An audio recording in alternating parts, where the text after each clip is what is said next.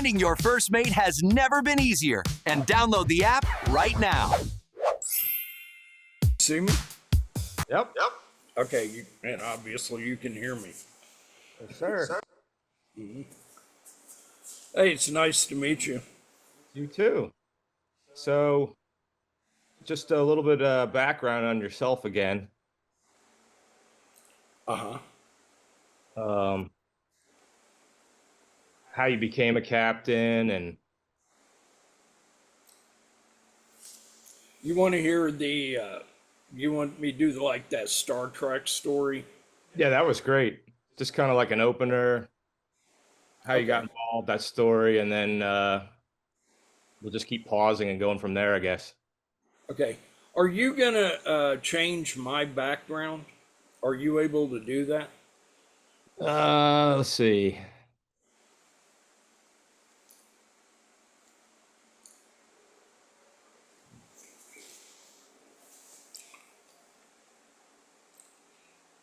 Because that background it's Hollywood and Highland Avenue. Did you click that, or is that No, I put that. okay? Uh, I mean, you can make it green if you have the button there. I can just fiddle with it later. Okay. I'm not sure how to do that. Let me switch glasses.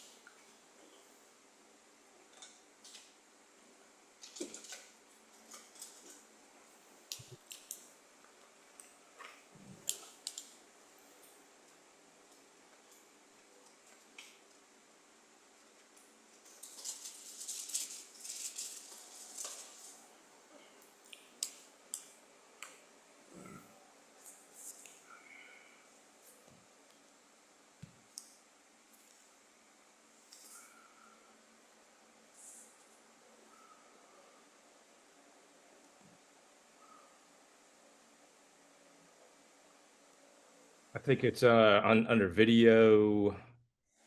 Yeah, video backgrounds. Yeah. Okay. I took some pics from a marina, Okay. and I was going to use one of them if you want. Yeah, that works.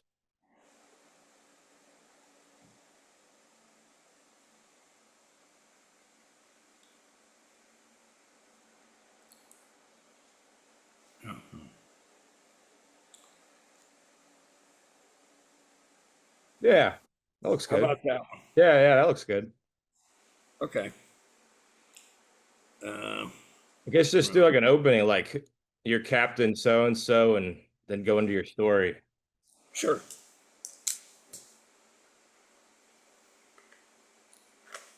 No, I'm not worried about this one. Hi, my name is Captain John Davis Walker. I'm presently retired from the U.S. Merchant Marine. I did 20 years before I retired, and now I live in Hollywood, California. And what led you to becoming a captain? Well, I was a child that grew up in the 60s, and I was fortunate enough to see Star Trek, the original series, when it aired on NBC. I was 7 years old. And when I saw Captain Kirk commanding a ship and all the beautiful women, I knew that's what I wanted to do. So I didn't really know how I was going to get there. And, you couldn't be, at the time, astronauts didn't really go anywhere. They just flew straight up and then came back down. And so I didn't know, like I said, I didn't know how I was going to ever become a captain. Mm-hmm. But in fact, at that time, man hadn't even gone to the moon yet. What year are we talking about here? Uh, 1966 is when the series started. And then it ran from 66 to 69. And they canceled it in June of 69. And then man walked on the moon in July of 69. But I had no interest in going to the moon. So, it was just kind of my dream to be a captain. And as luck would have it, my twin sister, she met her first husband, and he happened to be an engineer on a ship that worked in the Gulf of Mexico, or as Donald Trump calls it, the Gulf of America. And so I asked him if he could get me a job. And so he said, yeah. I actually had an opportunity to go to Maritime Academy. Where's that? You have the U.S. Merchant Marine Academy in New York, and you have New York Maritime, which is, of course, New York, and lots of states along the ocean. Florida has one, Texas has one, California has one. And so I had an opportunity to go to the U.S. Merchant Marine Academy, but the guys that were graduating, when they'd come to work, they wouldn't give them a job. They were licensed officers, and they wouldn't give them a job as a captain or anything. They would actually make them, work on the boats, working as deckhands. So I thought, hey, I can do that, and I can study, and when I get the necessary time on board, I can take the tests and become a captain like that. So that's what I did. So were you like a first mate, or could you walk us through? No, when I first started out, I was a deckhand, ordinary seaman, bottom of the barrel. You chipped, painted, emptied garbage, cleaned staterooms, whatever they needed you to do, stood watch. And how far did you go? Like what was the mission of the boat? Oh, I've worked on 50 of them. They went all over the world. Like Now, when I first started out, it was just in the Gulf of Mexico. And believe me, I hated that. Oh my God, that was a horrible, horrible gig. Bad weather? Huh? Was it bad weather, or why did you hate it? Well, you have bad weather. Actually started in January of 1980, and winter weather. So it was always rough, and you're going to get seasick, and you'd have to be sitting out at these oil rigs for days, and it was terrible, and I hated it. And so I lucked out, and there was a company in my hometown, Pensacola, and they had these tugboats that went all over the Caribbean and up the East Coast and stuff. So I thought, wow, I'll do that. So I got a job with them, and then I started traveling. And the first place I ever went outside the United States was Puerto Rico. And we went there a lot. And then they got a trip to Port-au-Prince, Haiti. And that was really interesting. It was like when the Papa Doc Duvalier, they'd had a coup. Uh-huh. And his son ended up running the country. Okay, and we get to Port-au-Prince, and we carried rice, to feed them, because back then the United States would feed all the poor countries. And so we get there, and they're offloading cargo and stuff, and these poor people that were starving, they would steal rice and put it in their pockets and stuff. And then when they'd catch them, they would literally beat these people with 2x4s for stealing rice, pocketfuls of rice. And that was a horrible place to go. But Port-au-Prince itself is a really nice city, and especially if you're Caucasian. I mean, they treat you like kings if you're Caucasian in Port-au-Prince. So that was a good first trip, and I met a girl there on that trip, and she wanted to get the hell out of there. So when we left, I told her, okay, honey, we'll be together, blah blah blah blah blah. And of course, I didn't know if I'd ever go back down there again. And so that was a real sea captain date. yeah, actually it was.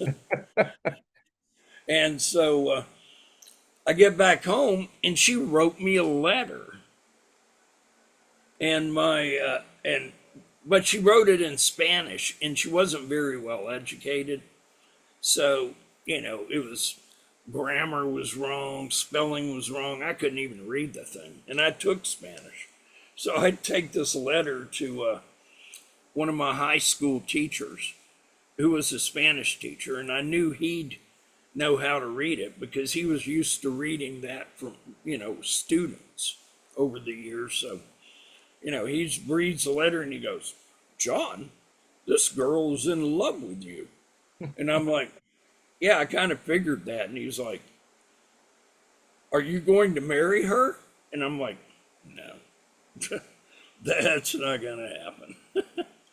And he was like, "Well, I just want you to know, this woman really wants to be with you." Of course, I never saw her again. But, I learned that if I looked around, I could find different trips all over the world. And so, like I said, I was working my way up. What was your favorite trip? Oh, the favorite, easily, Rio de Janeiro.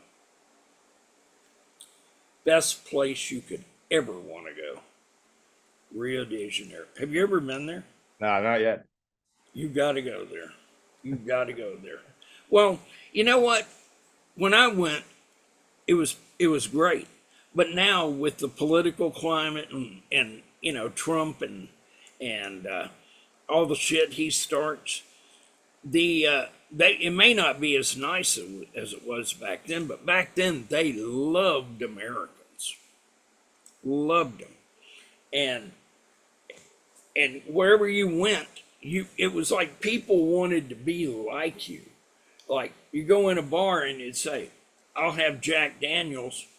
Everybody at the bar starts drinking Jack Daniels, And the girls were like, they'd come up to you and they'd be like, the girls would ask you to dance, and then when you're dancing with them, then they'd be like, "I want to make love with you." And I'm like, "Hey, works for me, right?"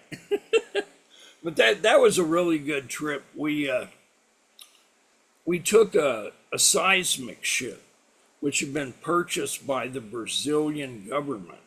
It was called the Grant Mariner. And we took it from Houston, Texas. I'd already got my captain's license then, and I took the gig as a navigator on this trip because I wanted to go to Rio de Janeiro. And so I took the navigator gig. We left Houston, sailed down across the equator, and then to Rio de Janeiro. And when we get there, they had told us on the way that we were going to be down there for like a month or two, which I was happy as I could be, right? And so we get to Rio de Janeiro, and we clear customs, go out. Place is fabulous. You don't want to leave it. And I happened to be married at the time, and I didn't want to go back home. I was having too much fun there. But we, the second day we're there, get back to the ship after partying all night. And I get back, and they call a crew meeting, and they tell everybody, okay, get your bags packed because we've got SUVs coming and they're going to pick everybody up and take them to the airport. Like, what are you talking about? You told us we're going to be down here a month. Well, we lied. We're not going to be here a month. Y'all are going home tonight. And I was like, no, I'm not going home tonight. They're like, well, you don't have any choice. And I like, yeah, you want to bet.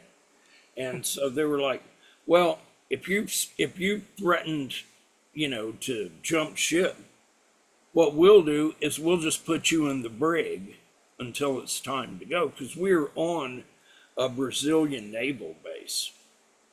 And they had this big ceremony changing the name of the ship from the Grant Mariner to the Almirante Álvaro Alberto, and big ceremony. And so they were like, yeah, if you try to jump ship, we're going to lock you up until it's time to go. I was like, okay, I'll go home. Don't worry. No problem. So they got everybody together. We loaded all our stuff in the SUVs. They pulled off the Navy base to go to the airport. And right when we got outside that gate, I asked the driver to stop. I told him I needed to get something out of my bag. He stopped. I walked around to my bag, grabbed that sucker, and I was gone. And they didn't find me for like a week. And then after a week, I went to the agent and I was like, okay, I'm ready to go home. And he's like, do you know how much trouble you're in? And I'm like, so what? I had a great time. He goes, well, I have to take you to the police station. And I'm like, for what? I got a plane ticket home. All you got to do is get me to the airport. I'm going home. And they're like, no, there's a warrant that's been issued for your arrest. And I'm like, you're kidding me. You're going to deport me and I'm trying to go home. So what's the difference? And they're like, no, that's not going to happen. And I'm like, okay. So we go to the police station. Police were the nicest people you've ever met. Like I said, they love Americans here. Did. I don't know about now. And so police were so nice. And so they were like, they hand me this paper and it's all in Portuguese. I can't read it. So we need you to sign this. And I'm like, what am I signing? Just sign it. And so I'm literally there's a jail there, like a cell. And there's some people in it. And so I'm like, okay, whatever. So I signed this thing. I don't know what it said. And so then they said, okay, you leave tomorrow morning. And I go, and it happened to be on a Friday night. And they're like, you leave tomorrow morning. And I'm like, what am I going to do? What do I do? And they said, we'll send an SUV to pick you up at your hotel. And in the tomorrow morning, or actually it was tomorrow afternoon, they said, we'll pick you up at your hotel in the afternoon. And if you miss that truck, we are going to put you in jail. And I'm like, so I'm free to go? And they said, yep, you're free to go. And I'm like, oh my God, fantastic. So I got a Friday night in Rio de Janeiro. And that was incredible. Absolutely incredible. Now, were you like dressed as a sea captain or were you like a civilian just? No, I was both kind of. I had my civilian clothes and the Merchant Marine, you don't have to wear the uniform. If you're like on a cruise ship, yeah, uniform's required. But for commercial ships, you can wear whatever you want. And I never wore a hat like this when I was a captain. What was your go-to look? Tank top, shorts, Yeah, when I was young and had a great body, I could dress like that. But anyway, met so many girls on that trip, and then the next day that we got there, and it was like the beginning of spring because it's in the southern hemisphere, and so it was in September, as a matter of fact, and so it rained every day. But all the stuff I wanted to do was indoors anyway, so I didn't really care. Is it like Miami there, or what's the weather like there? It's I don't know, it's just beautiful weather. Like California, like is it dry or is it? Well, I was only there a week, Oh, and the week I was there, it was like the beginning of spring, and it rained every day except that last day. And we went out to the beach at Copacabana, and we get out on the beach, and all those girls are wearing thongs, and they didn't wear thongs in the United States back then. And so all the girls are in thongs, and they're topless, and it was wonderful. It's like dying and going to heaven. And so later that day, they sent the truck, picked us up, get to the airport, and get on the plane. This was way back when Pan Am was still an airline. That's how long ago. And so we're flying back Pan Am. Now, when I would fly, I would wear the uniform because you're on a plane, and plane's a ship, and and you get treated real well by stewardesses if you're in uniform.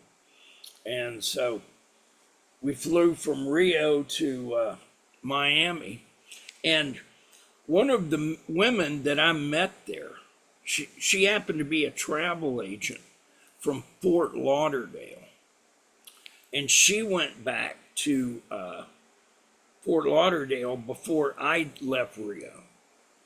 So we fly into Miami, and I met a stewardess, and she and I basically made a date for when the plane landed, because she was going to be in Miami, and I was like, hey, I'll stay here too. And so I walk out of customs, and the stewardess, she had cleared before I did. And so I came out of customs. She was waiting for me. And the woman I'd met in Rio de Janeiro, the travel agent, she got my my flight itinerary, and she was waiting there too, waiting for me. And I'm like, what the hell? And the stewardess is like, wait, what's going on? I thought we were going somewhere. And I'm like, hey, that's just the way it is, And so I had to ditch the stewardess for the other woman. And so, but here's the kicker. I'd already called my wife and told her that I'd landed in Miami. And so she was like, oh, you're coming home? And I'm like, yeah. She didn't see me for like 4 or 5 days. Oh, she was mad as hell.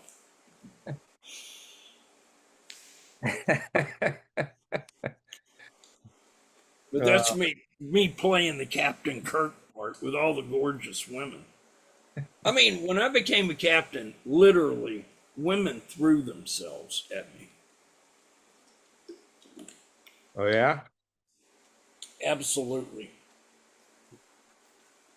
I got one good story for you. When Ronald Reagan became president, actually, I want to tell you something first before that. For thousands of years, when people sailed, there was a secret nobody knew about. When you're on a ship and you get seasick, you're all nauseated, it just really sucks. Well, for thousands of years, you know what people did before they invented Dramamine and all that shit? they smoked weed. Because, you know, like the weed keeps you from getting nauseated, right? Hmm. So you can be stoned and, you know, having, you know, work fine, and you don't ever get seasick. Well, Ronald Reagan becomes president, and he starts this zero tolerance and just say no crap and all that. And everybody had to quit smoking weed because they started piss testing everybody. And then it sucked, you know, because you're at sea and you're getting seasick and stuff. And trust me, you will. I don't care how long you do it. I did it for 20 years. And if it got rough, I got seasick. You know, it's just something you have to deal with. You But, build a tolerance, or does it? huh? You build a tolerance, or do you? No. No. People say that, but I don't believe it. Didn't happen for me. I mean, I was in, you know, storms that 50-foot seas. You're going to get sick when a ship goes like up, and then it's just like being on a roller coaster.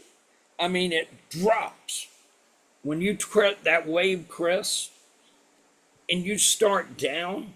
Your stomach's coming up. I mean, there's nothing you can do. And so, anyway, so we used to get stoned. Everybody'd carry weed, but then they stopped that, and a lot of people just quit. Said, screw that, I'd rather be stoned than sitting out here barfing. And so I was the one of the dumbasses that stayed and did it. But I'd already become a captain at that point. But, and I wasn't going to give up that career. And What, so, what is the like getting the license for when you had to do it? How long did that take you? A few months, or was it like no, a good test? years. Few years? You Like have to put you have to put in the sea time. is it kind of like getting a CDL license, or is it just sort of time like an airplane, like just hours on a boat? Not hours. To go from ordinary seaman to able seaman, you have to do 1 year. Then to go from able seaman to mate, you have to do 2 more years.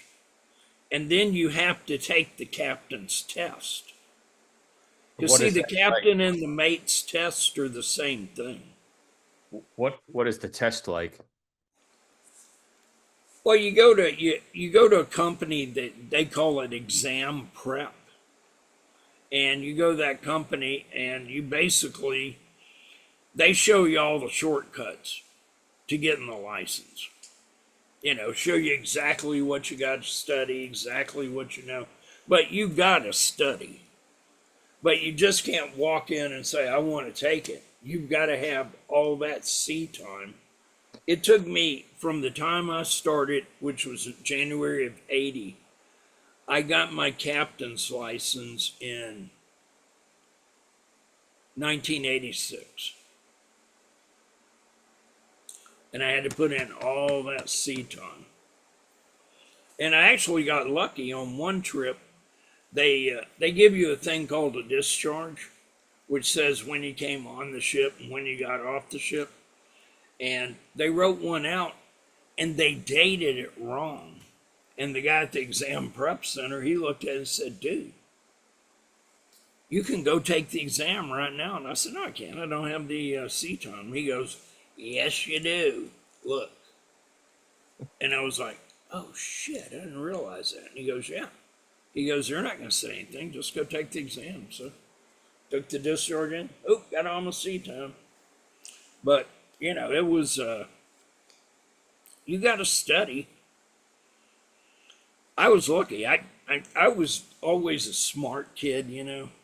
And when I took that exam, I passed it first time. And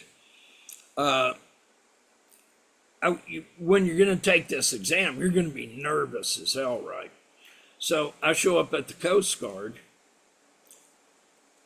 and I sat in the parking lot and smoked a joint. Calmed me down. Went in there and took the test. It's a 2-day test. I took that test in 4 hours, start to finish.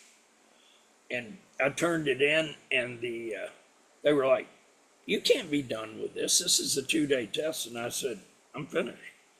And they're like, "Well, we'll grade it, but we'll be seeing you, soon."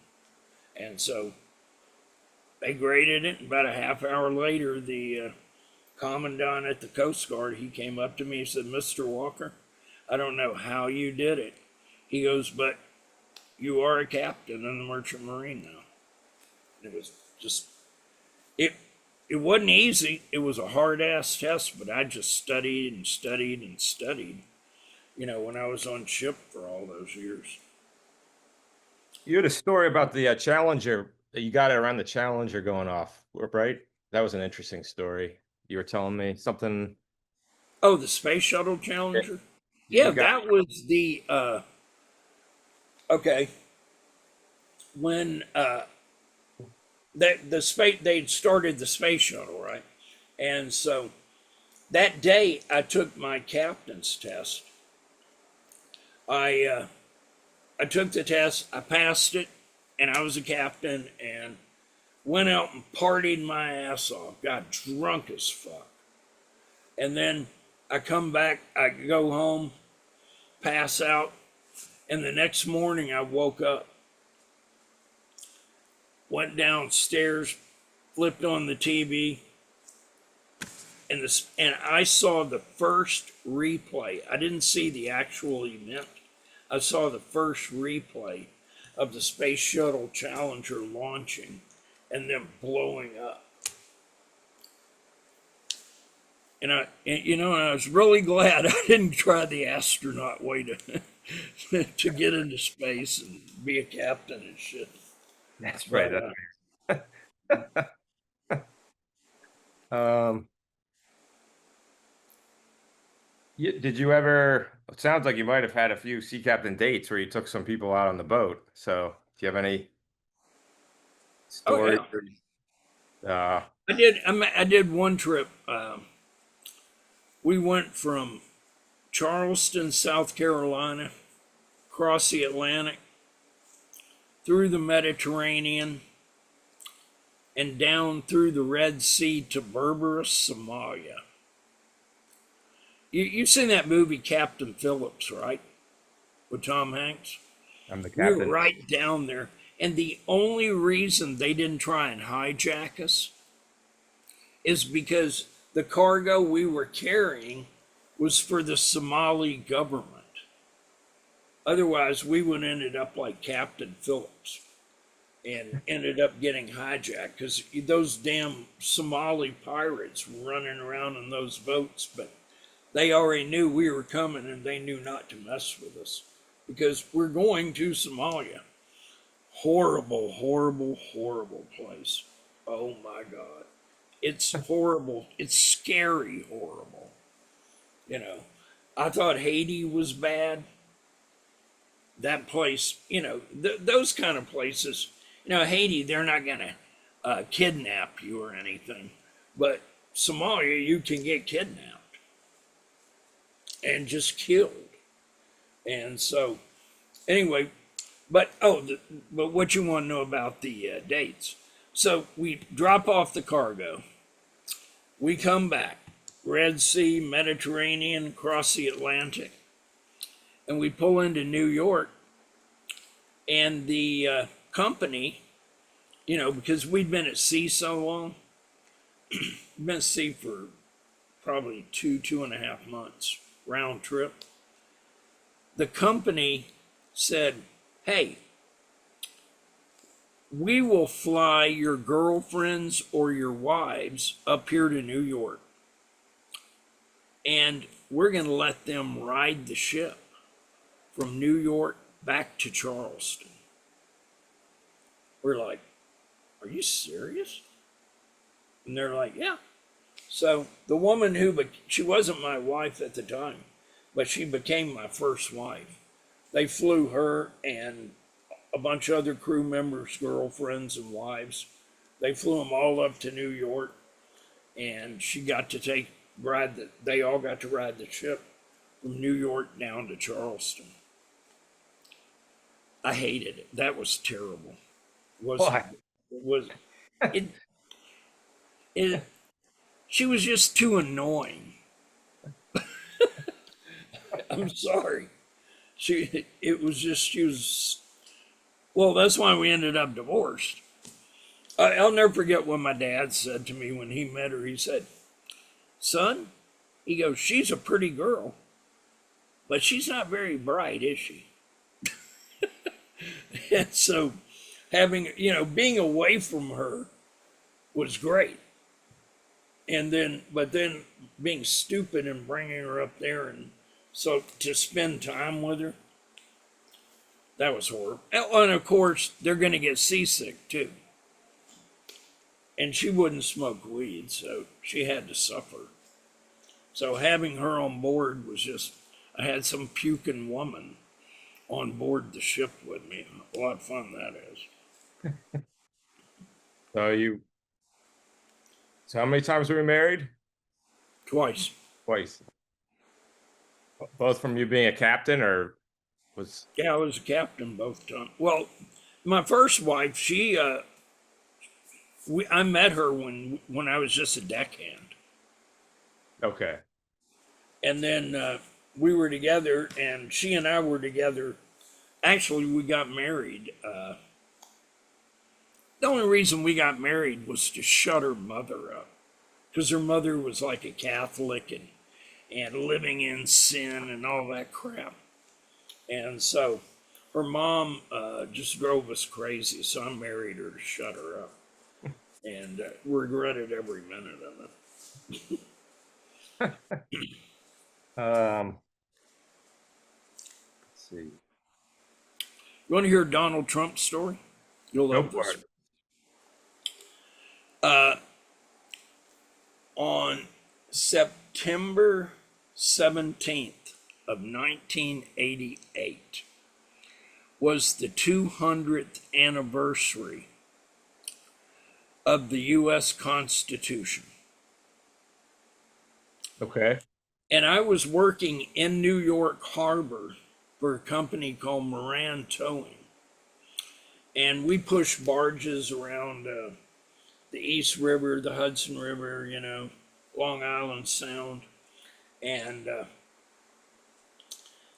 we had this big barge, 8 million gallon barge. And they'd fill it with sewage, treated sewage, and then you'd take it off the coast of New York and you'd empty the barge at an EPA dump site. And so we happened to be at the dock the night they're going to have the celebration for the 200th anniversary of the U.S. Constitution. And so I took my barge, put it up against the dock, took the boat, went back through the river. Have you been to New York? I've been in New York. Okay, so you're familiar with all the bridges and all that? Yep. Okay. So we come back, and there's a place, and it's right by Roosevelt Island, across the river from the UN building. It's called Newtown Creek. And we had a dock there. So I take the boat there, dock it, and we're going to have the best seats in the city to watch this fireworks show. And so, like, 1 million boats come down, small boats, like pleasure boats and stuff. They come down the river, and they're all dropping their anchors, and they, they all want to sit there. They're going to sit there and watch the fireworks. Well, the only problem with that is the boats that have the fireworks, they can't get in there because there's so much traffic. And one of those boats was Donald Trump's yacht, the Trump Princess. And so the Coast Guard sends out some of their boats, and they tell everybody, get on a loudspeaker, okay, pick up your anchor. Y'all got to get out of here. You can't be here when we're setting off the fireworks. He wasn't talking to me because I was tied up at a dock. Okay. And so all these boats pulled up their anchor, and then they all took off.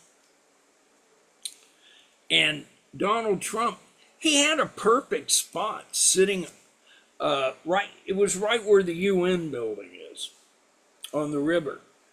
And like an idiot, his boat pulls off the dock, and they think they're going to anchor. Well, the Coast Guard calls them and says, hey, Trump Princess, you can't anchor here. You're going to have to move. And so the captain's like, well, this is Donald Trump's yacht, the Trump Princess. And they're like, we know who it is. Don't matter. Pick up your anchor. You're going to have to move.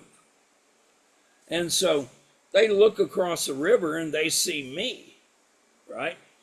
And so I get a call from the Trump Princess and says, Captain says, we're going to need you to move your boat.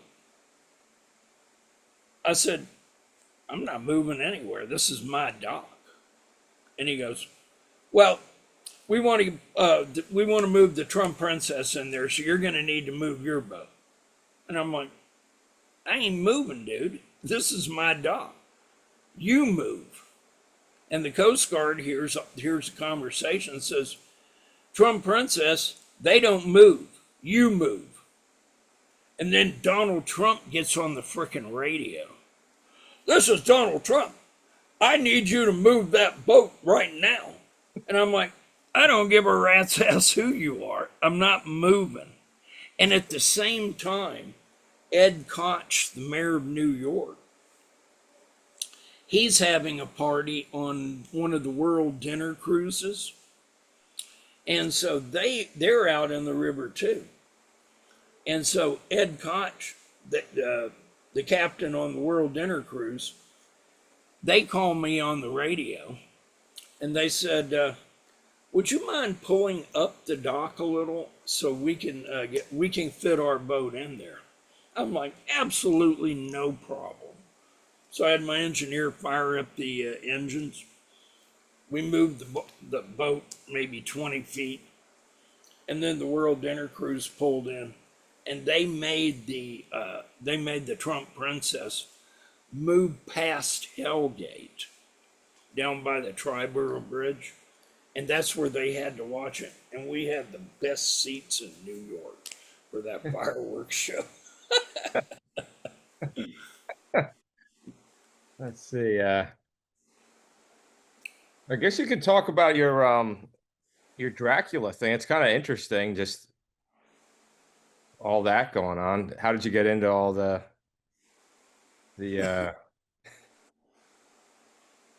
I got a million more sea stories if you want to hear those. Yeah, I mean, do you have one? It'd be like a good soundbite, like something where you one of these ladies, you went on a boat and maybe the water was choppy, or was there kind of some, was there ever like bad weather or something and you were on a date? Well, when my wife, the woman who became my wife, rode down from New York to Charleston, and it wasn't really bad weather, but if you never go out on a boat and then you're on one, you're going to get motion sickness, even in relatively calm seas. So she, like I said earlier, all she did. Luckily, the trip wasn't even 24 hours from New York to Charleston. So all she did was stay in my stateroom and throw up. So that wasn't much fun. I'll tell you a story about involving some women. When the United States monitors the Russian nuclear subs. And the biggest sub base in the world is Petropavlovsk, Kamchatka, Siberia. And so I guess they still do it. The government built brand new ships to monitor these subs. And what you do is it has it's basically a cable with a sound array on it, and they drop it in the water, and you run back and forth looking for these subs, so they know where they're at. And so when I first became a captain, nobody's going to give me a captain's job because I didn't have any experience or anything like that other than, working on boats. So I get this job working on these U.S. naval ships, and they were crewed with civilians and naval personnel. And the one I was on was the USNS Triumph. Oh, I got another good story too. I'll tell you about that, like this one. So anyway, the company calls me up. They hire me, and they tell me, we've got positions in the Mediterranean, Africa, and Hawaii. And I'm like, I get a choice? And they're like, oh, sure. And they said, okay, well, I'll take Hawaii. And it happened to be Pearl Harbor, Hawaii. And so, of course, this is 40 years after the Japanese bombed it. I'm not that old. And so, so I said, yeah, I'll go to Hawaii. I'd never been there. And so they flew me to Pearl Harbor. And I get there, and I get on the ship. And there was 2 women on board the ship. One was naval, and the other one was a civilian. And the civilian was a chief steward. She ran the galley. And she was a 52-year-old woman from Texas. And so I get to the ship, and the guy who worked for her in the galley, the chief cook, they hated each other. So they demoted him to deckhand. And the chief steward and the chief cook, they had adjoining staterooms. And in between them was a bathroom. And so anyway, they demote him to deckhand and put him in the crew quarters. And when I get on ship, they come to me and they said, look, we need a chief cook right now. Will you take that position? And they said, that's the only thing we got right now is a chief cook. And I'm like, well, I mean, I know how to cook, but yeah, I mean, I don't want to go home, for not taking the job. So yeah, I'll take the job. So I'm 27, this woman's 52. I come on board the ship. She is in love with me. And this ship, when it leaves port, it goes from Hawaii up to that naval base in Siberia. And it sits 70 miles off the coast of Russia for 90 days, not touching land, running back and forth with this cable in the water for 90 freaking days. So this woman, she's in love with me. And so, I'm having to work with her every day. And of course, like I said, the staterooms were adjoining that had a bathroom and a shower in between. And so, if I'm in there, I'm supposed to lock the door from the inside so she can't walk in on me naked. And And of course, she wasn't going to do that because she wanted me to walk in on her naked. And so in the evening, she'd make excuses like, I need you to come to my stateroom and I want you to go over things with you and train you for the chief steward's job and all that. And so I was like, no, I'm good. And she's like, no, you have to come by later on after we finish. And so I'm like, great. And so anyway, I go to her stateroom and I come in. The woman's wearing a sheer negligee and you can see everything. I mean, she wants to get laid. But I'll be honest with you, I'm just not into older women. And so, I mean, I'd have to go in there and she'd be like, I'd sit down and then she'd be behind me, putting her arms around me and all this stuff. And I'm just like, when's this going to be over with? And be honest with you, the other woman, the one that was naval personnel, she was like 30 and she was pretty hot. And so I'm working one day and I fractured one of my fingers and the ship's dock. He looks at it and he gives me some pain meds. And so it wasn't really hurting that much. So I saved up the pain meds. And so I'm talking to this woman, the 30-year-old, and I knew she liked to get high. And so if you get enough of those Tylenol 3s with codeine, you save them up, and you got enough of them and you take them, you're going to get high. Oh, and we had wine and cooking sherry and shit like that on board too. So we even had a little alcohol. So anyway, the woman, the chief steward woman, she is all over me every single day. And, you know, she'd come into the galley and she'd be like, these pants are so tight on me, they're stimulating my clit. And I'm like, okay. Didn't really need to know that. But she's like, yes. And you need to come by tonight. And I'm like, oh no, I'll pass on that. And she's, no, you got to come by tonight. And so anyway, she was doing everything she could so we'd go to bed together.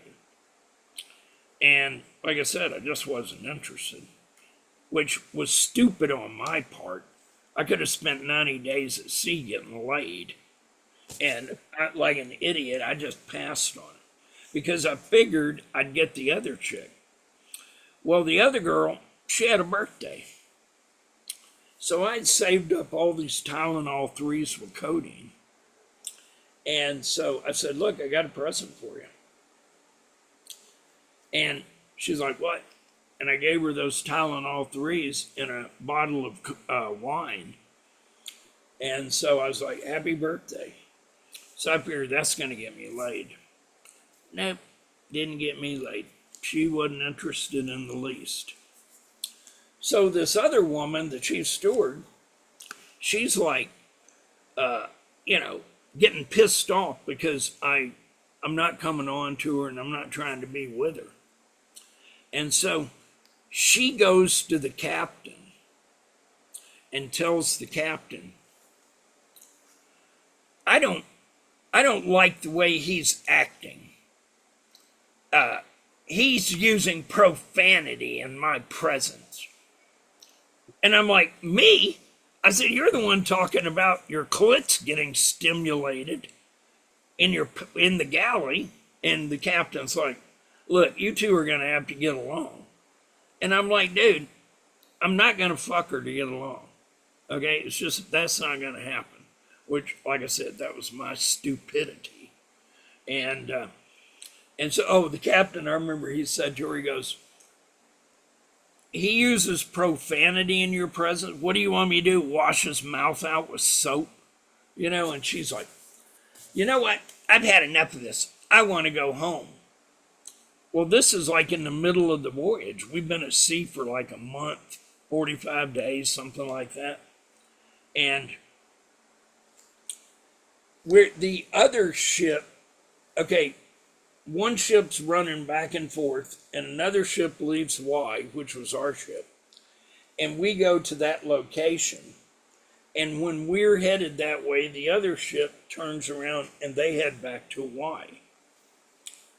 And so this woman is driving the captain crazy, literally. And the captain says, you know what? I've had enough of this shit. We're going to put you off on the, whatever the other ship's name was. I can't remember that one. But he goes, we're going to put you off on there and you're going to go back to Y.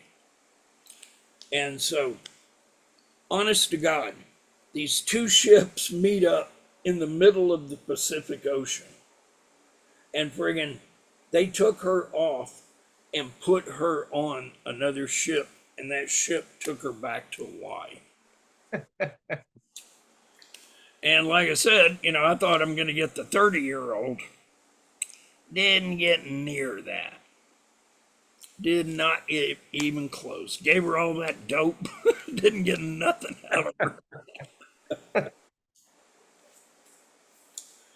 That was pretty cinematic. Yeah. And Let me tell you another one. Okay. With the same type of ships, but we're working out of Japan.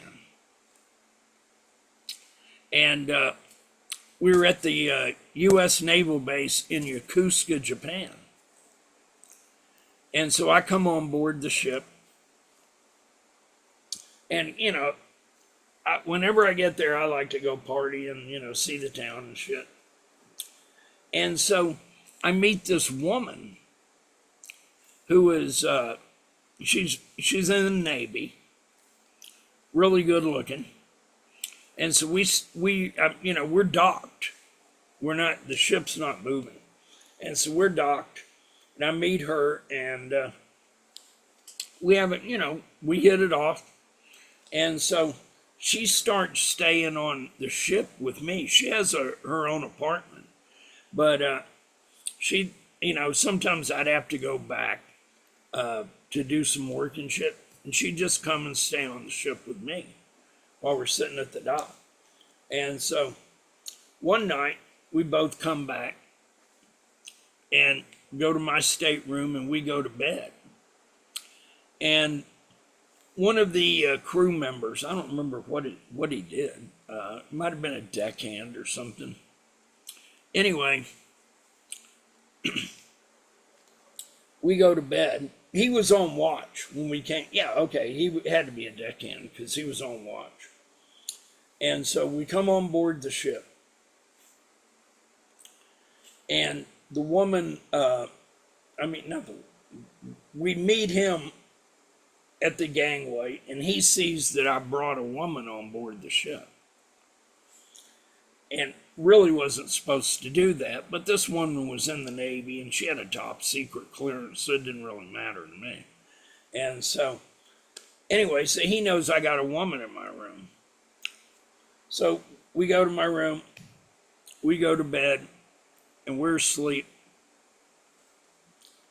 And then this asshole, I didn't lock my door. He opens my door and comes in my room. And he comes over to the bed and he gets on his knees and he walks up to he's at the bed and the woman's laying beside me. And he starts feeling her up. And she starts, she thinks it's me doing it. And so she's like moving up against me, we're spooning, right? And so anyway, he's feeling her up. And then I wake up and moonlight shining through my porthole and I can see the asshole. And I was like, what the fuck? And I fucking jumped up. And he's like, come on, man, let me get some pussy. You want some pussy too? And I'm like, get the fuck out of here. Are you out of your goddamn mind? And he's like, come on, man. You ain't gonna share her? I'm like, I ain't sharing shit with you, motherfucker. Get out of my goddamn room. And so I finally pushed him out of the damn room.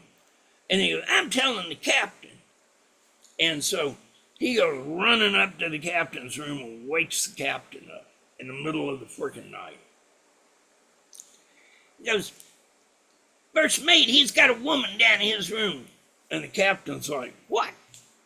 And he gets up, he comes down to my room. This big old shit storm starts. And friggin' the captain's like, what's she doing on here? And I'm like, she's naval personnel. She has the top secret clearance. Well, you're not supposed to be bringing visitors. And I'm like, no one told me. And so he was like, well, you know, you can get a lot of trouble for this. And I'm like, well, what are you going to do, dude? You know, what are you going to do? And from then on, that guy hated me. But of course, the rest of the time we were in Japan, we just stayed at her house instead of, or her apartment, instead of bringing her back on board the ship. But that was one of the adventures with having a woman on board. What was it like being a first mate? It's just like being a captain. It's the exact same. You do the exact same thing. If you take the exact same test as you do as a captain. You literally take that test twice. You take it to become a mate, and then you take it to become a captain. The exact same test. And you know, just stand watches. Take care of the logs. What is the day-to-day of like a captain when you're doing it? Are you more looking after the crew, or do you have to plan the course yourself? How does that all work? No, you have a navigator for that. A ship will have 3 mates on it. First, second, third. The first takes care of the crew. The second's the navigator. And the third, he's just training. And the captain basically doesn't have to do a whole lot. Did you have to like sit, up at the wheel, like the stereotypical picture, or did you? No, the captain doesn't. If you got 3 mates, the watches are 4 hours on, 8 hours off. So the captain doesn't have to stand a watch. He can do whatever he wants. Did you ever have to marry anyone? No, never had to do that. Mm-mm.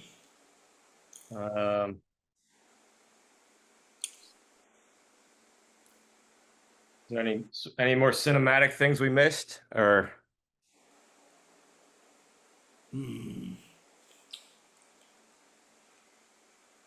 I'll tell you a good one. We went from, I'll tell you one about a mutiny, or attempted mutiny. I was on this ship, the Big Orange 7. And we went from Corpus Christi to Valletta, Malta in the Mediterranean. And so we left Corpus, and this is before I became a captain, by the way. Okay. They had this old time captain.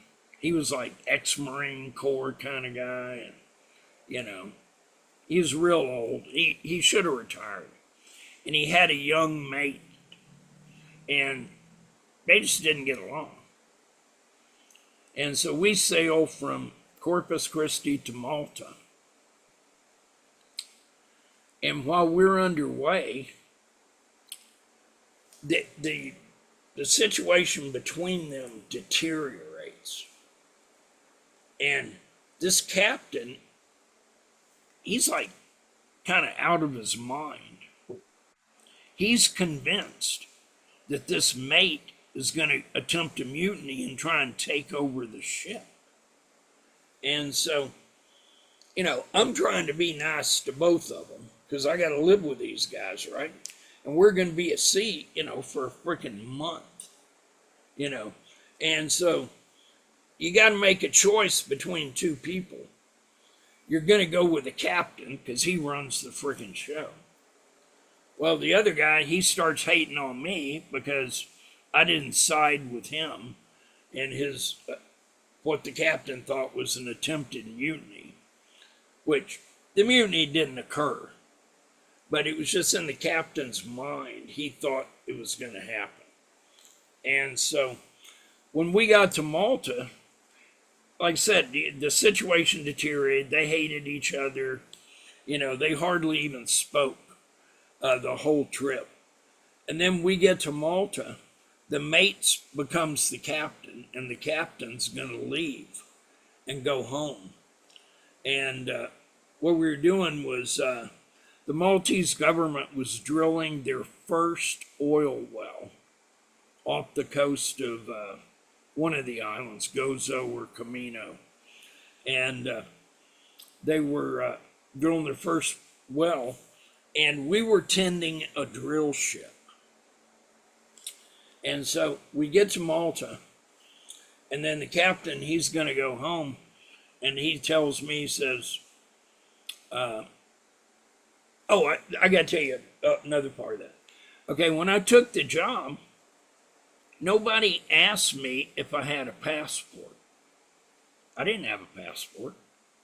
And so I take the job.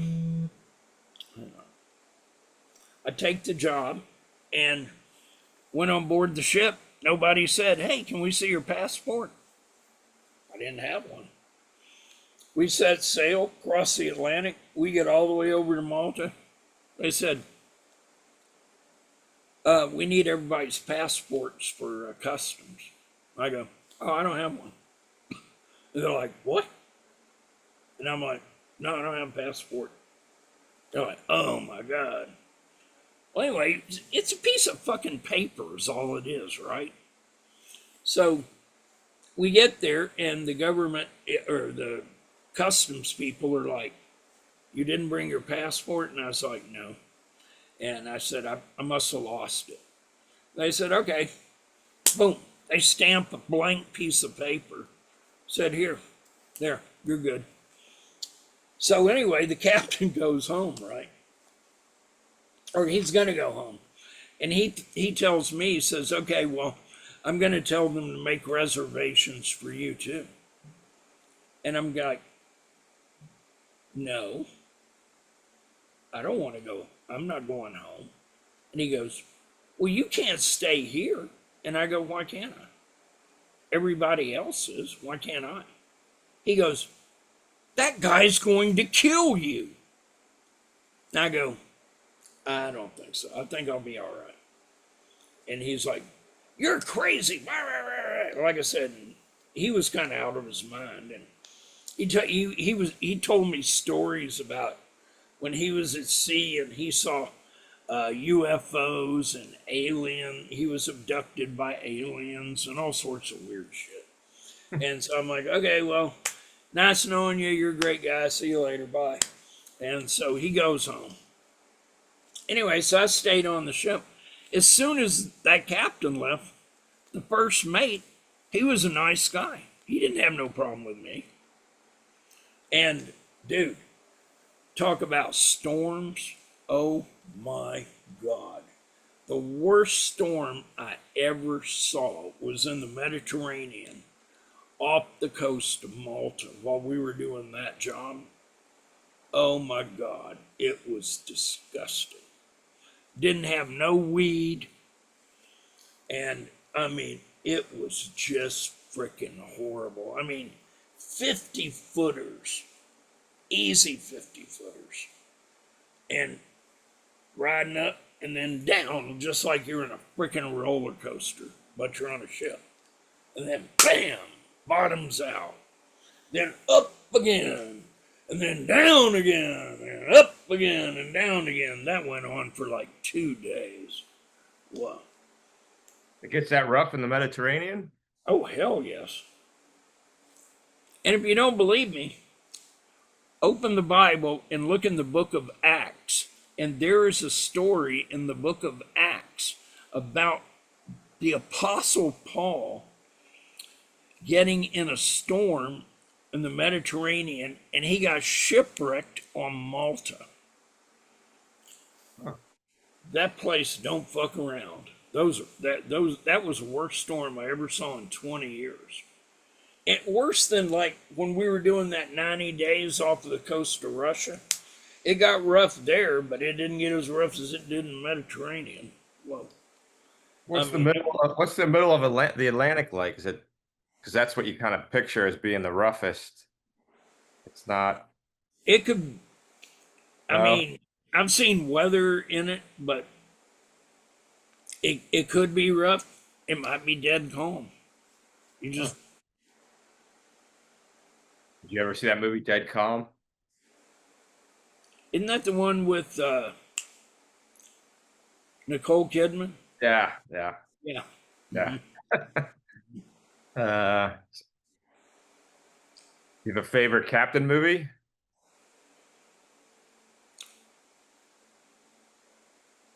Captain Phillips was pretty good because I was in that same area. So you're saying Rio's the best and Somalia's the worst? Yes. Hmm. Okay. Let's see. I think we covered a lot here. If you want to do a plug for your Dracula thing, I can connect it or something. I don't know how you got into that, but Yeah, I'll be glad to go into that. that's just. I mean, I don't know if you want to tie your brand to that brand. I'm trying to kind of share the story of you as a captain, and since you're actually a captain and do that, it's authentic. So I think anything you want to share, since you're actually a captain's pretty cool. But yeah, whatever you want to do. Uh huh. Well, I will tell you. Let's see. Maybe how you went from being a captain to getting into what you're doing on Instagram and generally the story of how you. I guess you sort of retired from being a captain and now you're doing some acting and maybe a little synopsis of that. Sure. Uh, well, when I retired from being a captain, I'm 45. You know, I still got to keep working. Why Paying the what led you to stop? Just had enough? uh, the United States Coast Guard is what I had enough of. I went through two Coast Guard inquiries over spills that occurred, one in Beaumont, Texas, and one in the St. John's River in Jacksonville, Florida. And and I wasn't at fault in either one of them. Okay, the only you've got to have a tankerman's license to load and discharge cargo, right? Liquid cargo, and you got to have that license.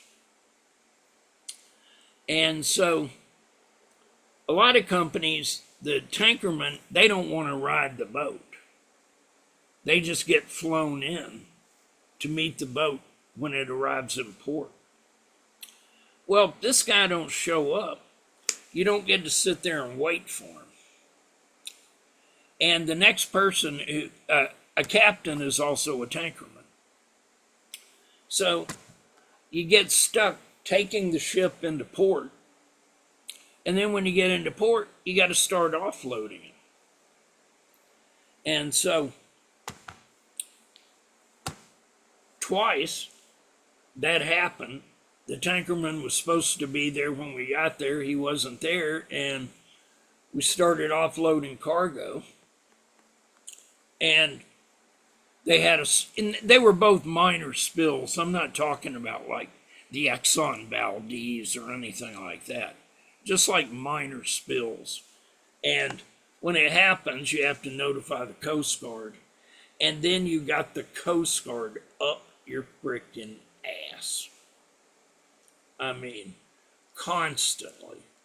And when I was doing it, when I was working on ships, you had some really bad stuff, misadventures happen. You had the Summit Venture hit the Sunshine Skyway in Tampa, and a bunch of people got killed.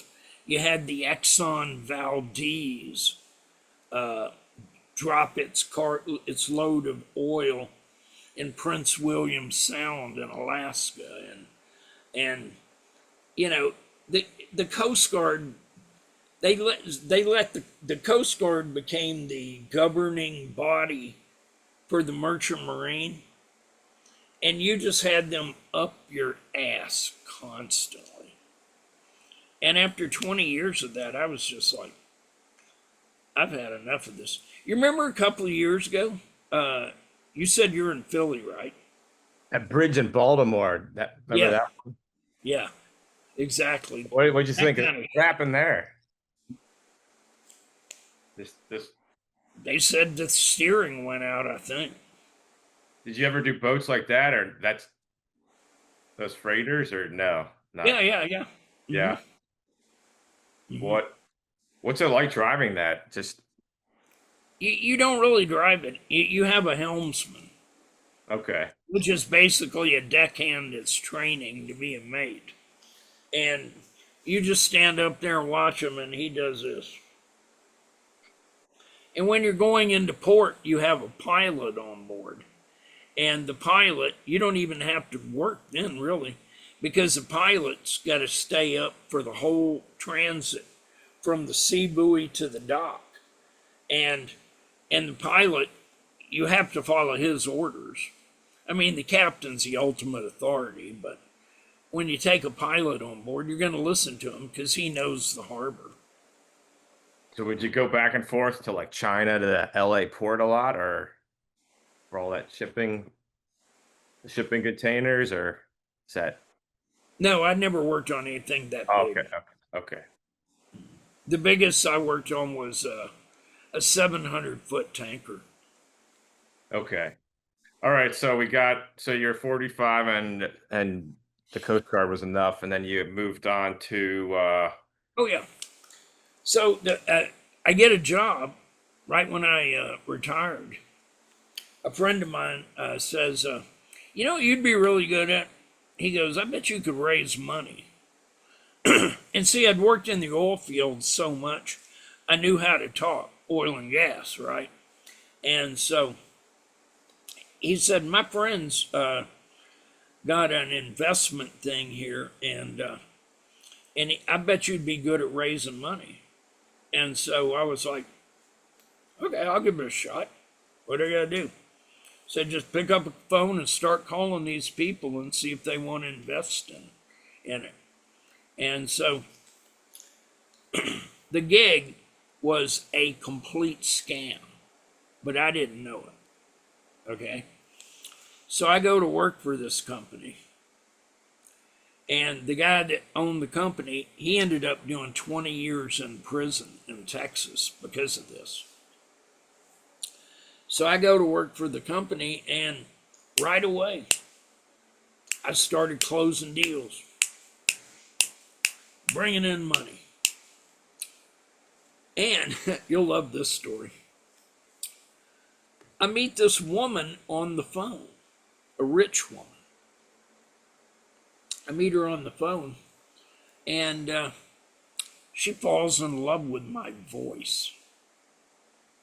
She sends the company $20,000 for the investment. Like I said, it was a scam. I didn't even know it. And so, anyway, then she sends in the money. Then she calls my boss. And she tells my boss, she goes, I want to meet John. And so my boss said, no problem. I'm in Houston. She's in Waco. And so it's like 200 miles. My boss says, get in your fucking truck, drive to Waco. I'm like, why? He goes, this woman wants to meet you. And she was older than me. So like I told you, I'm not into older women. And so he says, get in your truck and drive over there. And I'm like, dude, she's older than me. I don't want to meet her. And he goes, do it. You're going to get more money. And I'm like, that's a good idea. So I head over there, and the night before I went, she and I talked on the phone 8 hours. And she told me, she says, I hope you don't think you're coming over here and we're jumping in bed together. And I'm like, lady, I ain't never seen you. Why would I think that? She goes, well, that's not the way it's going to be. I'm like, okay, fine with me. Okay. So I jump in the truck, head over there. I got to Waco at 6 p.m. We were fucking by 9 p.m. And 2 hours of that was in a Mexican restaurant. We had dinner. And then we finished dinner and went back to her place, and we're fucking on the couch in 3 hours flat. And she would not, when, I wasn't moving in with her, right? She tells me, she says, I don't want you to leave. And the woman had been married for 29 years. She was 55, married for 29 years, and she was freshly divorced. And, I'm 45, and, no, wait a minute, 59, I'm 40, I'm sorry. And so she was 15 years older than me. And so, anyway, she's freshly divorced, and she just wants to fuck. And so, I don't want you to leave, I want you to stay. And so I was like, hey, that works for me, because she's loaded. I just became a friggin' gigolo. And, and to be in her little, she was like a Waco socialite, right? And to be in that group, you couldn't be a gigolo. And so everybody sees me show up, and they're like, who is this guy? What does he do? So I knew I should go get a job. So I went and got a job at the ABC TV station in Waco, and started working there. And it just so happened, one of her friends and next door neighbor was the evening anchor on the news. And so I met that woman, and she knew who I was. And so everybody in the little social circle, he works for KXXV. Oh, he's cool, And so I wasn't just some gigolo no more. I had a minimum wage job as a master controller at a TV station. But I could walk around in these circles, all these freaking rich ass people, and they were comfortable with me. And so that was a pretty interesting. Is that how you ended up in Hollywood? Well, that guy, I told that guy that I found out that the investment was a scam, right? So I called up my boss and I said, look, send her money back. I said, she's not going to make anything. And he's like, screw you. And I'm like, dude, I'm telling you, you need to send her money back. So we went to the FBI in Dallas and we found out that the guy had 2 prior convictions, one for securities fraud that he'd done time for, another one for possession of cocaine, and this was his 3rd strike. Life sentence. And so he was like, he'd already blown her money. And so we didn't get the money back. But he got prosecuted, and he did 20 years in the Texas penitentiary. And it was funny, the place where they first sent him when he was arrested, when he was first sentenced, the scam was, we're going to build a gas pipeline on the on the prison, the Walker prison in Huntsville, Texas. We're going to build a gas line, and it's going to, we have there's gas wells on this prison property, and we're going to build a gas line to market the gas, and that's what the people were investing in. Well, this guy ends up in the prison where he told everybody the scam was taking place at the Huntsville prison. They call it the Walker Unit. And so that's where he ended up when he went to prison, was where he went, where the scam occurred. And so anyway, I stayed with that woman like 6 months, but she drove me fucking crazy. So I got the hell out of there. And that's when you went to Hollywood? Let me get to the Hollywood thing. I did that. While he went to jail, I went and got another job doing oil and gas. And then during that time, I found out that they raise funds for movies the same way. They get people to invest in them. And if you invest in movies, you're just going to lose your ass. Yeah. And nobody makes money doing this shit. I mean, it's like the industry thing is you make a movie with OPM, other people's money. You don't use your own. And so, anyway, I found out that they were making that you could do the same thing I was doing in Texas for oil and gas, and you could make movies, and raise money for movies. So, you know what? Walking a red carpet in Hollywood sure beats the hell out of going to a oil well in bumfuck Texas. And so I came to Hollywood. And honest to God, the first job I got in Hollywood was as a producer on a movie called Angels with Angles.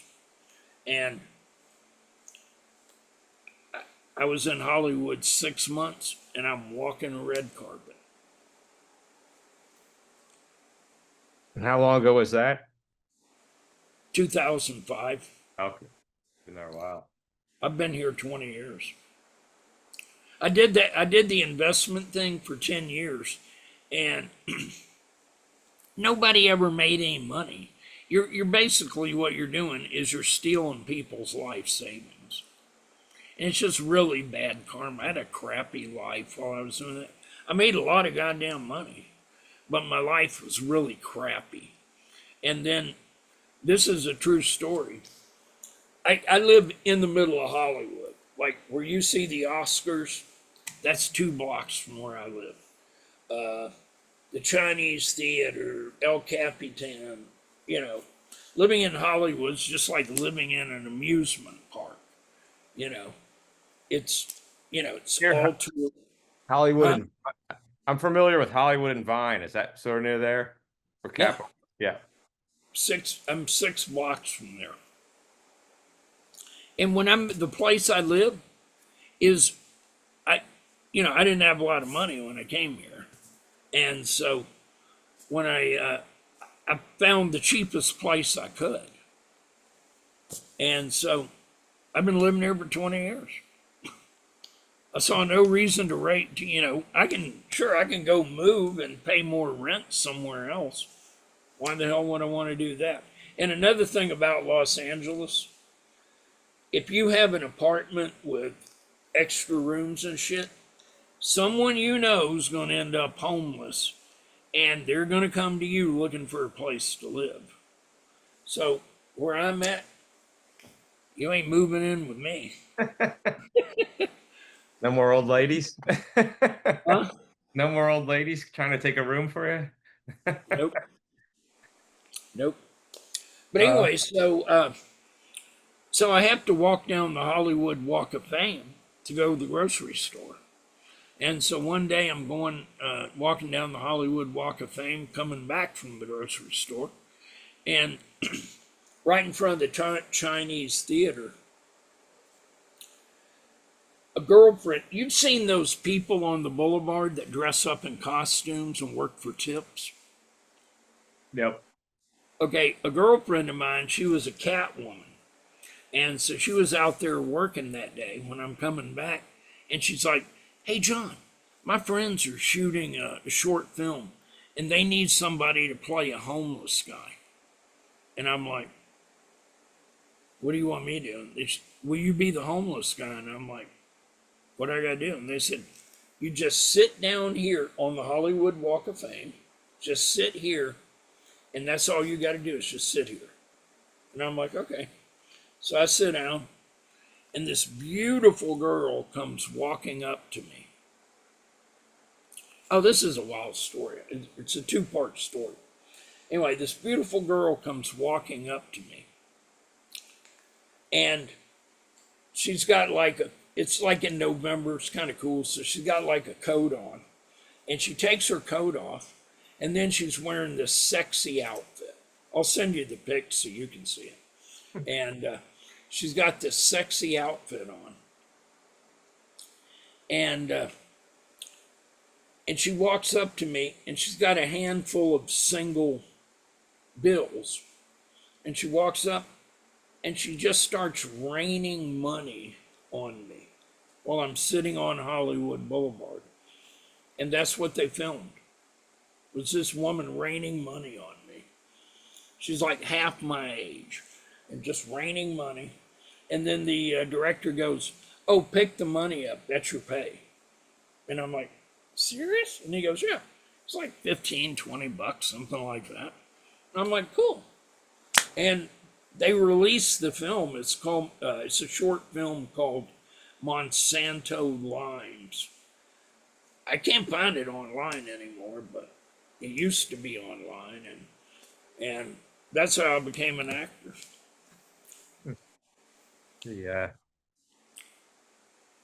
And that was Wrap it up.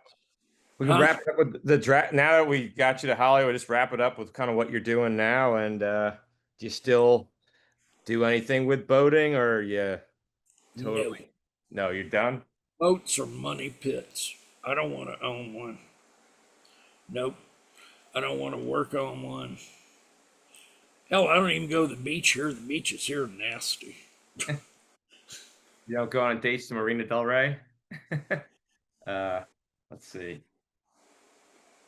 Yeah, just what you're doing now, and I guess how people can check out your work so we can connect it all together. And okay, well, regarding the Dracula Flow thing, a couple of years ago in 2023, there was an actor and a writer strike. And so there wasn't much work in Hollywood. So I'm taking any gig I can get. And there's an ad on Craigslist, and it says, we need an old man to do this gig. And so I submitted for it, you know, like I did for you. I submitted for it. They called me and they said, hey, we want you to come in and do this. And so I go to a studio in North Hollywood, and they painted my head. You know, I'm bald. And so they painted my head like it's Dracula with this black paint. And then I walk out in the studio, and they got all the lyrics that I'm going to rap. They got all these lyrics typed on a piece of paper. And they got one guy with the camera and one guy holding up the paper. And I just start reading these lyrics off the paper. And I started reading them and reading them and reading them and reading them. And I didn't even know what the hell it was. I just read the shit off paper. It was all stupid shit. You know, someone wrote it, and, you know, they just wanted me to say it. So I said it. And I told them, I said, look, I'll tell you this, dude. Anything you want me to post, I have 115,000 followers. So if you want me to post something to do with you, if you don't mind connecting the brands, feel free. I'm happy to post it. And so anyway, So I do one of those, and then about a month later, they call me back. I do another one, and I'm telling them, send it to me, and I'll post it. I didn't have any followers, and I had like 200 followers. And so they're like, okay. Of course, they didn't do it. The third one, they post that. I shot the third one, and I said, "Are y'all going to send it to me?" And they said, "Yeah, we will." And so I'm like, "Well, send me the goddamn thing, And so third one, shot the third one, nothing. So I said, "Damn it, I'm going to start investigating this," because I had to sign a contract. So I get my contract and I start reading it. And the second sentence has the name of a record company. And so I Google this record company, and you know what shows up on the internet? My face on a t-shirt. Dracula Flow. And I'm like, what the fuck is Dracula Flow? And so I go on YouTube. Dude, I had 3 viral videos on YouTube with like 10 million views. And these motherfuckers hadn't told me that. Oh, I was fucking pissed. I mean, you see a t-shirt with your fucking face on it and you don't even know about it? And they're selling those t-shirts for $42 a piece. I was like, these motherfuckers. So then they call me up for the fourth one. And I said, well, boys, guess what? I know about Dracula Flow. And they're like, oh, yeah. Your videos are doing real well. I did 6 of those videos. I have over 20 million views on YouTube right now on those 6 Dracula Flow videos.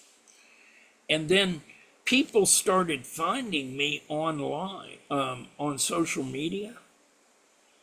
And I got all 20-something kids and teenagers.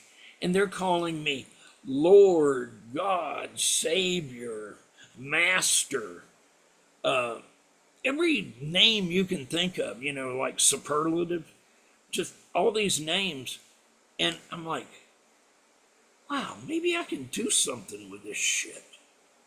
And so I chose the name King Drac. And dude, a year ago, I had 200 followers. Now I have 115,000. And, I'm going to send one to you also. I'll send you my t-shirt. My t-shirt cost $100 freaking.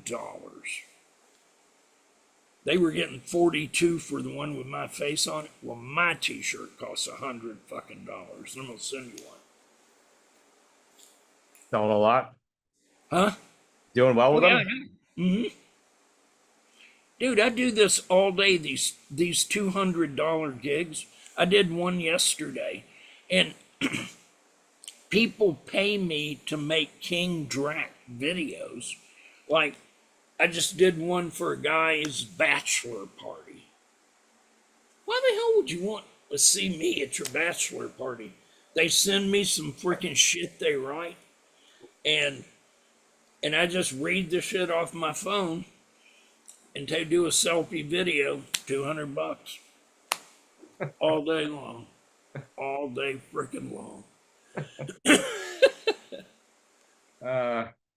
Yeah, Hollywood's been good to me. It sounds like it. I guess if you could just say our name and our catchphrase so I could stick it in somewhere. Sea captain, date, find your first mate. Or maybe like that you found, it sounds like you found a bunch of first mates. Yeah, sea captain, date, find your first mate. Let's say your like captain name and then sea captain date and you found your first mate like numerous times. And I can probably use that for like. I got a bunch more of those girl stories, but I didn't know if you wanted me to talk about. about Yeah, why don't you prostitutes. start? Why don't you start one of your girl stories and say like, here's a sea captain date story, how I really found my first mate, and then go into the story. I can. Okay. I'm going to tell you about a trip to Africa, to warring Nigeria. Let's see. We left New Orleans, Louisiana. Sea captain date.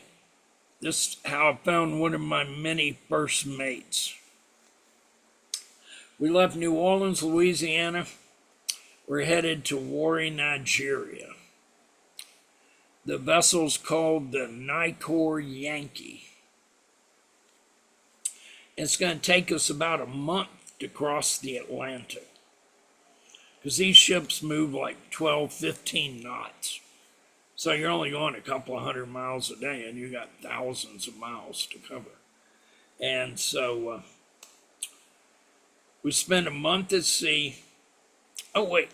Yeah, okay. And the first, we have a repair problem. So the first port of call is the Ivory Coast. Damn, what's the name of that place? I'm trying to think of the name of the city. Damn, I can't think of it. But anyway, we go into the Ivory Coast and we got to get some repair work done. So there's an old cook on the boat. His name was Alphonse Wilson. He was like in his 60s, right? And so he was in love with his wife, and he wasn't going to fool around on her. And everybody is, you know, all the guys are pretty young, except for Alphonse. And so he's going to, we're all going to go out and try and get laid when we get there. And Alphonse is like, oh, no, I don't mess around on Miss Helen. That's not something I do. I said, okay, well.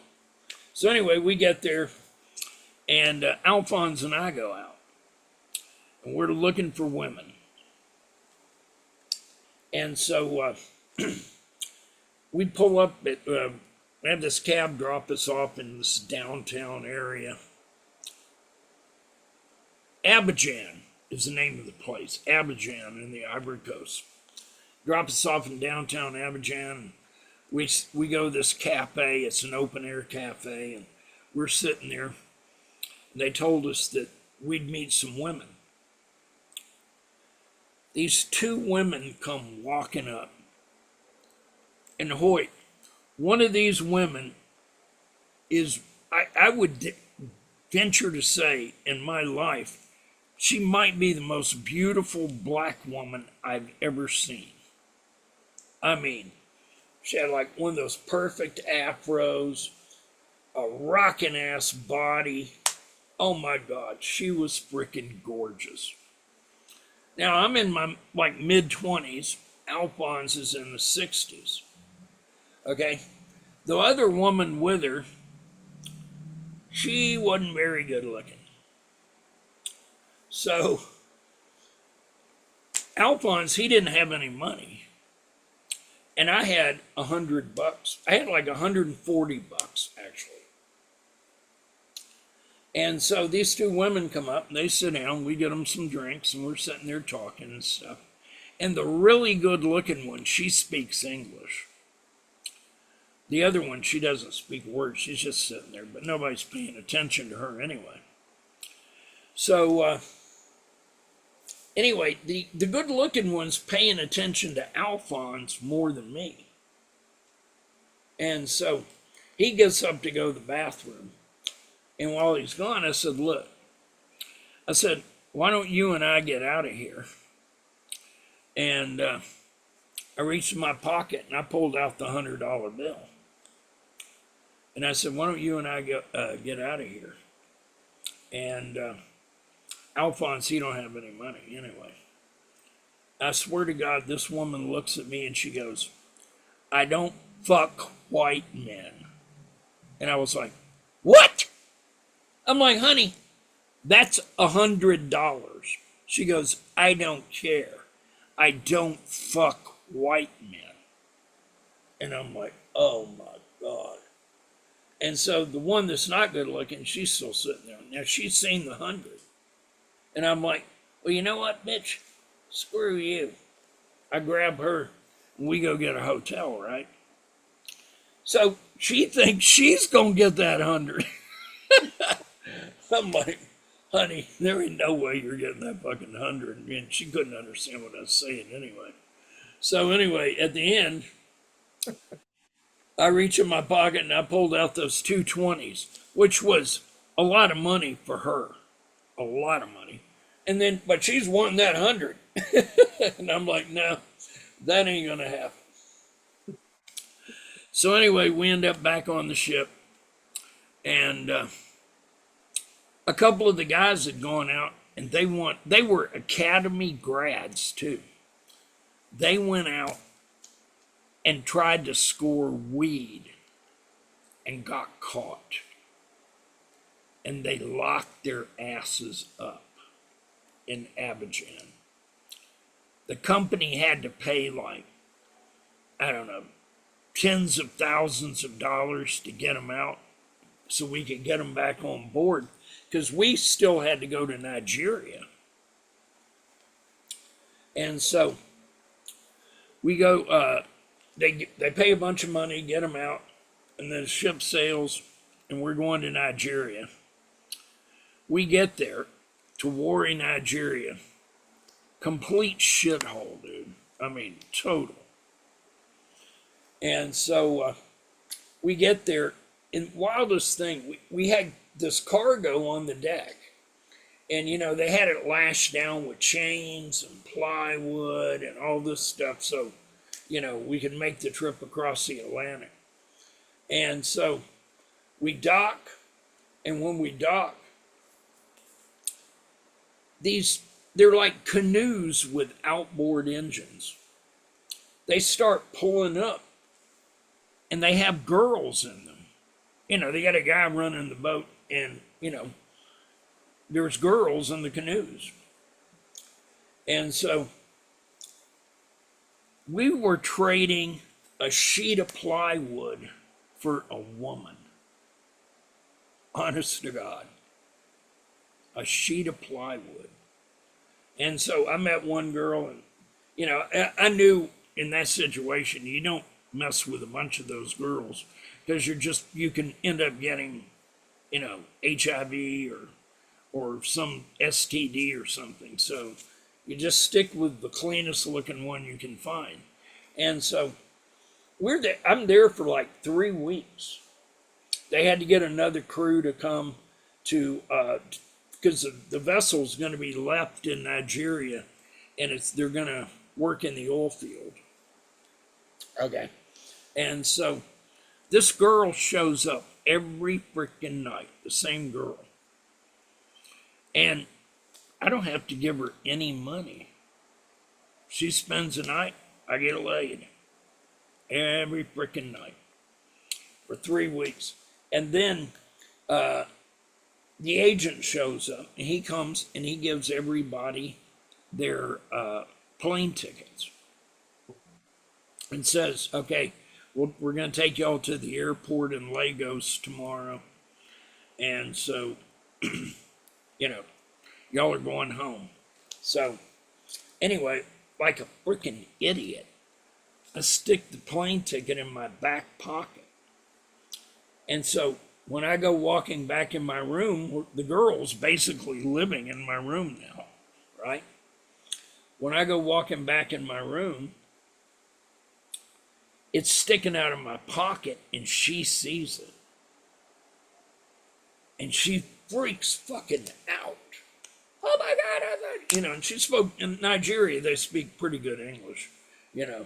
And she's like, oh my God, you know, and I'm like, no. I'm not leaving. I'm going to stay here with you. But I can't stay on the ship. I have to go to the capital, Lagos, and I'm going to get a hotel there. And she's all crying, and, you know, she thought she was leaving for America. And I'm like, oh no, I'm going to stay here with you. And so next day, Oh, but before they pick us up, the next morning, I'm up on the bridge and I look out and there's this big commotion at the gangway. And there's a guy raising hell and screaming and shit, and he's got a machete. And so I'm like, wow, I wonder what the fuck that's about. The cook comes up, Alphonse, he comes up to the bridge and he goes, "You see that guy down there?" I said, "Yeah." "He's looking for you. That's his sister you've been with for the last 3 weeks. And he's looking for you." And I'm like, oh shit. So I go and hide. And so when they eventually, the security, they made him leave and get out of the port area. And so they sent the trucks in to pick everybody up. And then we went to Lagos to catch our flights. And we pull into Lagos and I walk around and I'm grabbing my bag to, go into the airport. And the driver's like, "No, John, no." He goes, You wait for Eileen here. She's coming." And I'm like, "Dude, I ain't waiting for fucking Eileen." I said, "I'm going to be on a plane to Paris in a couple of hours."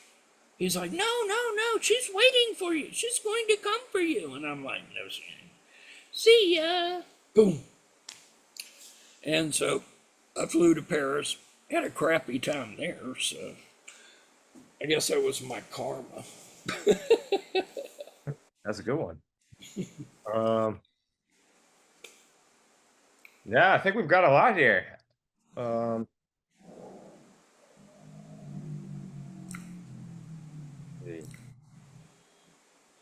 Yeah, I'm happy with that. I mean, we've got a lot of footage. If you ever want to do, I can try to send that battery again. We could try to do the camera thing if you want to do something out there, or see how this goes and go from there.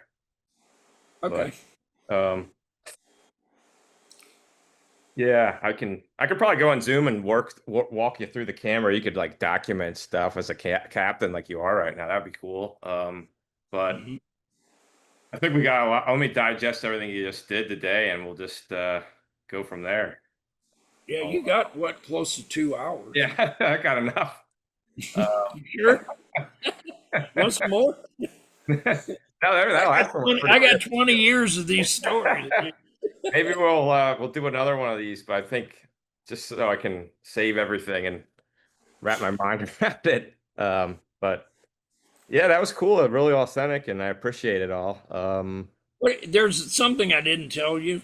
Okay. During that 20 years, Yeah. I smuggled drugs the whole time, and I never got caught once. But I didn't know if you wanted any of that with your brand, so I left all that out. Was it like what were you smuggling? Cocaine, weed, hashish. Was it like speedboats, like Miami Vice style? Or? No, you'd go over to a foreign port and you'd buy the stuff. And I did this trip from Charleston to the one we went to Somalia. We left Charleston and went to Morocco. We had to refuel in Morocco.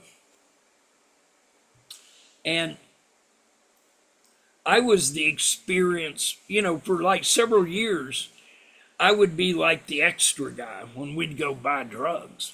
And on this trip, I'm the experience guy. So we're in Morocco and we're going to get hashish. And they got the best in the world there. And so we pull into Morocco. Oh, this is funny. We pull in and it's like 6 a.m. on a Sunday morning.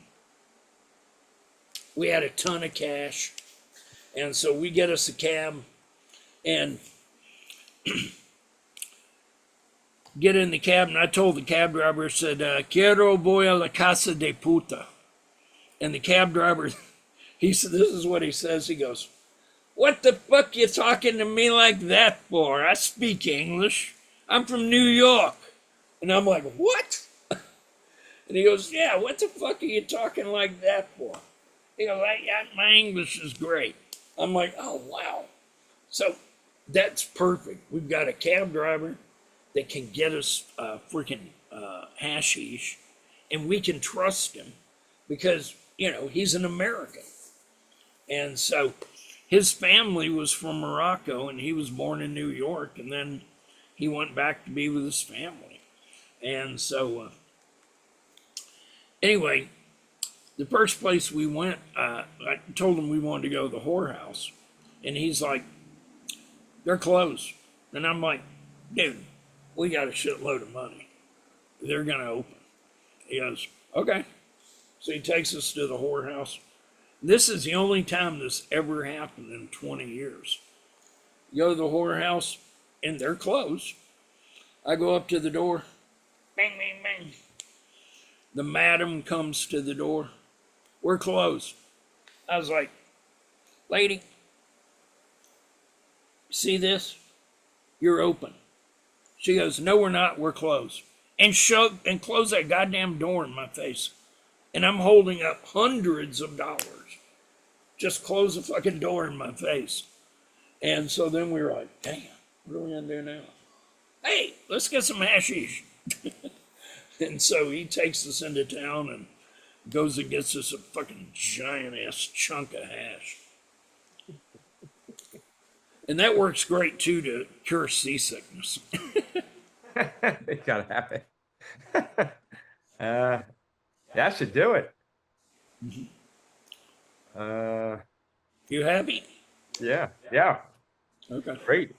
All right, I'll go through everything and we'll be in touch, but it's Okay. yeah. I said send it to me and I'll be glad to post it. Okay, will do. I'll save everything we did today and wrap my mind around it and get back to you. All right. All right. Hey, nice meeting. You Oh, too. send me your address and I'll send you the t-shirt and stuff. Okay. Yeah, I'll send you some captain stuff too. We got some shirts you can have. Okay. Yeah. Okay. Thanks again. Hey, nice meeting you. Ahoy.